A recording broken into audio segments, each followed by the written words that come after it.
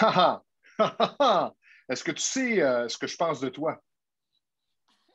Tu me demandes? Ouais? Je pense que j'ai une bonne idée, mais je ne l'ai pas vérifiée. Je ne l'ai Alors, pas vérifiée. Lise, c'est une bonne personne. Qu'est-ce qui te C'est fait dire ça? ben, c'est ça, justement. Tu vas me dire, pourquoi je te dis ça? Qu'est-ce qui m'amène à te dire ça? Ben, c'est l'expérience que j'ai avec toi. Mais c'est Mhm. aussi ce qu'on appelle un biais cognitif, un raccourci dans le cerveau. C'est-à-dire que Lise égale bonne personne. Oui, Et oui, on a évidemment. tendance, Mhm. j'espère que je ne suis pas le seul, on a tendance à mettre des étiquettes sur les gens, sur les choses et sur les expériences. Tout à fait, tout à fait. Et je pense qu'il y a des étiquettes que j'appellerais collectives, populaires, c'est plus groupe, puis il y a des étiquettes individuelles, c'est-à-dire que moi, je peux poser une étiquette sur toi, par exemple. Et je me dis, mais c'est quoi ces fameuses étiquettes? Pour moi, euh, c'est beaucoup une opinion préconçue, souvent sans fondement, sans précision, et je les ai achetées. C'est comme disaient les accords Toltec, comment souvent on les a achetés sans le savoir, Mm -mm. inconsciemment. Et ça peut avoir des répercussions négatives. On regardera les positives par la suite parce que les négatives sont plus nuisibles. Je pense à un exemple, Stéphane. Je vais te donner un exemple là, plus collectif. Je vais donner un exemple personnel. Une étiquette qu'on m'avait collée. Elle était moins belle que la tienne. De beaucoup. Tu vas voir quand je vais en parler. Alors, moi, j'ai souvent entendu dire que les comptables sont drabes, sont monotones, sont plates. Pourtant, ils ne sont pas tous comme ça. Alors, je pense que ça touche beaucoup les généralisations, les étiquettes. Alors, si moi, j'ai acheté que le comptable est plâtre, monotone, drabe, ça va colorer ma perception. Si je suis en communication avec mon comptable et je n'ai pas pris conscience que j'ai cette étiquette-là en quelque part dans mon inconscient, même s'il est chaleureux, je vais probablement le voir comme monotone. Exactement. Et ça va influencer ton approche. Et lorsque tu vas parler de ton comptable, même si c'est quelqu'un qui est dynamique et qui ressort du lot, tu vas en parler en termes Oui, drabe, on dit souvent bas blanc. oui, l'image que j'ai de lui est imprégnée chez moi et tout se passe habituellement de façon inconsciente. C'est un peu comme les étiquettes, pour moi, c'est un peu comme les croyances. Ce sont des limites qui s'installent. C'est un cadre dans lequel on se place, on se positionne, et c'est comme si on ne voit que ce qui est dans ce cadre-là. Et quand je réfléchissais, qu'on allait parler sur l'étiquette, je me disais, mais les étiquettes, finalement, à notre insu, deviennent des croyances, très souvent. Mais j'en ai une très bonne à te raconter, individuelle, une étiquette qu'on m'a collée, mais il y a longtemps. Là. Une très bonne amie de moi, Stéphane, me dit, j'aimerais tellement ça être comme toi. Ça, c'était bien. Là. C'est flatteur, c'est le fun à Oui, entendre. pas mal flatteur. Elle dit une vraie fille de bar. Oh! Une fille de bar. Mais qu'est-ce que ça veut dire quoi, une fille de bar? Moi, je suis comme, avant d'aller chercher pour comprendre, j'ai fait, oh, j'ai ressenti de la colère, puis après ça, j'étais comme blessée. Et finalement, j'ai eu le réflexe de lui dire, mais qu'est-ce que ça a l'air d'une fille de bar? Qu'est-ce que tu veux dire? Et là, moi, écoute, mon image d'une fille de bar n'était pas la sienne, mais pas du tout. Elle me dit, tu dis bonjour à tout le monde, même si tu ne les connais pas, tu souris aux gens, tu n'as pas l'air inconfortable du tout avec la nouveauté. C'est pas ça que moi, c'est pas l'image d'une fille de bar que j'avais, mais pas Donc, du une personne sociable. Oui, oui. Mais imagine la façon que ça m'a été communiqué. Moi, je l'ai mal pris. Et c'est un bel exemple qui me permet aussi d'expliquer qu'est-ce qu'on fait avec ça. Alors, je l'ai fait de façon inconsciente. J'ai voulu comprendre. Mais qu'est-ce que tu veux dire au juste? Et j'essayais de ne pas avoir un ton colérique, mais j'étais en colère. Une fois qu'elle m'a expliqué, ça a fait pshhh. Alors, tout ça pour dire, comme aussi, surtout avec les enfants, tu sais, quand on dit les petits garçons, par exemple, ne pleurent pas, ils sont tout petits.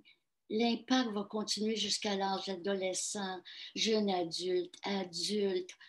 Et je suis certaine qu'il y a encore des hommes dans la vie, probablement d'un certain âge, où qui n'ont pas vraiment regardé plus profondément ce que c'est. Imagine l'impact, Stéphane. Un Oui, petit... c'est dommage. Ben, c'est ça. Et le pire, c'est lorsqu'on achète l'étiquette. C'est ce que tu racontes. Donc, si on dit à un enfant, pleure pas, tu es plus fort et tu es plus solide que ça, ben, il va associer lui pleurer égale faiblesse. Donc, je ne veux pas montrer ma vulnérabilité, je ne me permets pas de pleurer parce que je ne veux pas être faible, je veux être fort. Alors que pour ainsi dire, pleurer, vivre toutes les émotions, c'est naturel. C'est de s'autoriser à les vivre simplement. Et c'est peut-être même au contraire un signe de force que d'être capable de laisser l'émotion s'exprimer. C'est ce que Guy Corneau enseignait, parce que j'ai un bon ami qui a suivi la formation de Guy Corneau, tu sais, le psychanalyste. Oui. Il a travaillé cette émotion-là avec les groupes d'hommes qu'il a créés, le Homme Québec, je crois que ça s'appelait. Tellement, tellement, comme tu dis, d'être capable d'accepter et d'accueillir que je suis un homme, mais j'ai aussi cette fragilité. Des fois, les larmes me montent plutôt que les ravaler, que c'est correct. Et il parlait, mon ami qui m'en parlait, il m'a fait voir que c'était peut-être une force.